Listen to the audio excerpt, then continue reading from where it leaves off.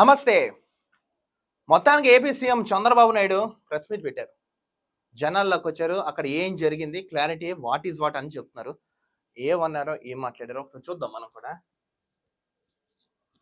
ఇప్పుడే హనుమాన్కైతే నేను కొబ్బరికాయ కొట్టి ఇక్కడికి వచ్చాను. మీరందరూ కూడా ఆనందపడ్డారు. ఎందుకంటే మా ఊర్లో హనుమంతుడి గారికి హనుమాన్కైతే కొబ్బరికాయ కొట్టారని. మనందరికీ ఏ మతస్థులకి ఆ మతస్థం పైన విశ్వాసం ఉందా లేదా అని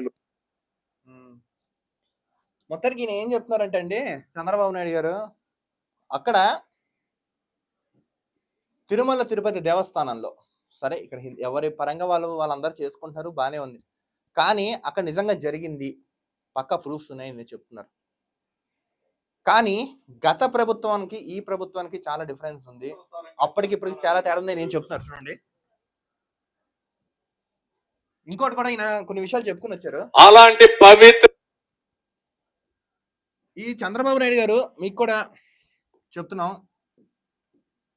ఇది ASAP as soon as possible close చేసేయండి ఈ విషయాన్ని.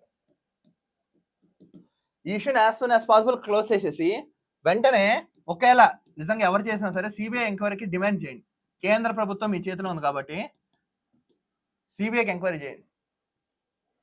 3 ప్రక్షాళన మొదలెట్టనగా మొత్తం డేటా తెప్పించుకోండి. మీరు ఇవన్నీ చేసి అప్పుడు మాట్లాడండి, కొంచెం బాగుంటుంది. తప్పు చేసి తప్పే అంతటివైనా సరే మేము వదిలిపెట్టాం, తప్పే అని మీరు చెప్పిన కనుక అలా చెప్పిందే చెప్తుంటే జనాలు ఎవరు నమ్మట్లేదు. ఈ విషయం మాత్రం గుర్తుపెట్టుకోండి. తిరుమల తిరుపతి దేవస్థానంలో పవిత్ర దెబ్బతీసే పరిస్థితికి వచ్చారు. కడాన మీరు ఒకసారి చూస్తే లడ్డు ప్రసాదం నాసి రకం నెయ్యి వాడారు. మీరు వాడతారా అని మిమ్మల్ని అడుగుతున్నా. దేవునికి పెట్టినప్పుడు ఆవు నెయ్యి వాడతారా లేదా అని మిమ్మల్ని అడుగుతున్నా. ఇప్పుడు చెప్తున్నారు కదా మీరు జరిగిందని, వాళ్ళందరినీ యాక్షన్ తీసేసుకుని వెంటనే క్లోజ్ చేసేయండి యాజ్ సూన్ యాజ్ పాసిబుల్. దయచేసి రాజకీయం చేయకండి. మీ మంత్రులు కానీ ఎమ్మెల్యే కానీ ఎవరు ఇన్వాల్వ్ కాకుండా ఈ ఇలాంటి సెన్సిటివ్ కేసు మీరు హ్యాండిల్ చేసి యాజ్ సూన్ యాజ్ పాసిబుల్ గా సిబిఐ ఎంక్వైరీ చేసి బాధ్యులు ఎవరైనా సరే వదిలిపెట్టకుండా వాళ్ళు మీ పార్టీలో ఉన్నా సరే కఠినంగా శిక్షించి మొత్తం కొన్ని కోట్ల మంది విశ్వసిస్తున్న హిందువుల ఒక నమ్మకాన్ని మాత్రం నిలబెట్టవలసిందిగా మేము కూడా కోరుతున్నాం. దయచేసి దీన్ని మాత్రం రాజకీయం చేయకండి, ఏ పార్టీ అయినా సరే. సో మొత్తానికి అయితే చెప్తున్నారు అక్కడ అవినీతి జరిగింది ఏంటి అనేది సిబిఐ ఎంక్వైరీ చేసి మొత్తం విషయాలు బయటకు వస్తే మాత్రం చట్టరీత్యా వీళ్ళందరికీ అయితే శిక్ష అయితే పడుతుంది. సోదరులారా, ఏవైతే జరిగిందో జరగలేదు ఇప్పటివరకు కొంతమంది 50-50 డౌట్స్ ఉన్నాయి. సిబిఐ ఎంక్వైరీ జరిగిన తర్వాత ఒకవేళ తప్పని తెలిస్తే ఇకపై అయినా జాగ్రత్తగా ఉండండి. మన దరిద్రం ఏంటంటే ఈ హైందత్వంలో కులాల పరంగా యూనిటీగా ఉంటాం, మతాల పరంగా ఉండం. అరే కులం ఉంటేనే మతం ఉంటేనే కులం ఉంటుంది. మనిషిగా మనం ఐక్యంగా ఉందాం. మన నిర్లక్ష్యం వల్ల ఈరోజు మనం ఫేసెస్ సేవల్సి వస్తుంది.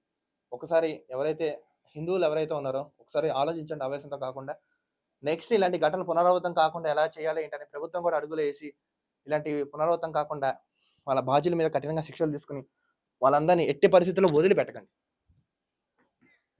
అలాంటిది 320 రూపాయలకు నెయ్యి వస్తుందని నాసి రకం వెజిటబుల్ ఫ్యాట్ అని ఎనిమల్ ఫ్యాట్ అని అలాంటివన్నీ దాన్ని కల్తీ నెయ్యి తీసుకొచ్చి దేవుడికి నైవేద్యం పెట్టే పరిస్థితికి వచ్చారు. ఇప్పుడు మాట్లాడుతున్నారు నేను తప్పు చేయలేదు, టెండర్ పిలిచాను. తప్పు చేయలేదు, టెండర్ పిలిచారంట. చూడండి, మీరు పిలిచారు. 320 రూపాయలకు నెయ్యి ఇస్తున్నారంటే ఆలోచించే పని లేదా? సో మొత్తం డేటా మీ దగ్గర ఉంది కాబట్టి వెంటనే యాక్షన్ తీసుకొని సిబిఐ ఎంక్వైరీ చేసి as soon as possible case అయితే క్లోజ్ చేయవలసిందిగా నారా చంద్రబాబు నాయుడు గారిని అయితే మేము కూడా ఆంధ్ర రాష్ట్ర ప్రజల తరఫున ఈ వేదిక ద్వారా మిమ్మల్ని డిమాండ్ అయితే చేస్తున్నాం. వెంటనే పరకాయ ప్రవేశం చేసి వెంటనే ఈ కేసుని as soon as possible close అయితే చేసేయండి. చూస్తున్నాను ఆకాశం Andhra news. This is Dilip signing off.